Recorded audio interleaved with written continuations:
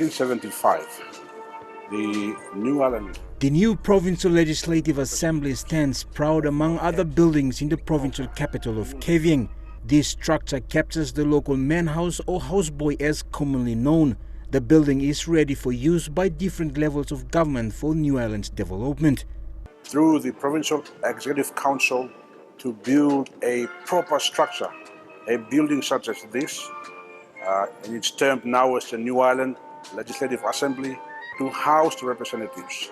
Leadership is a very important thing, and so the governor saw it within his responsibility to make sure that the representative of this province, the presidents, the appointed representatives through PEC. The building was recently visited by Prime Minister James Marape and other dignitaries.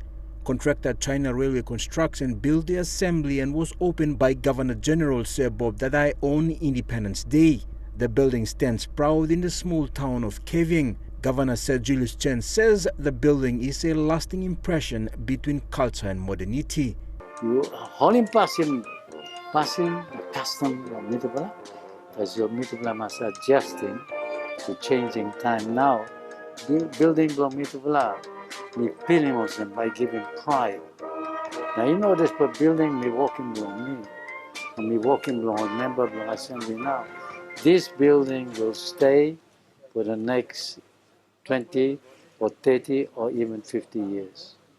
The New Island Legislative Assembly is built at the cost of 11.7 million kina.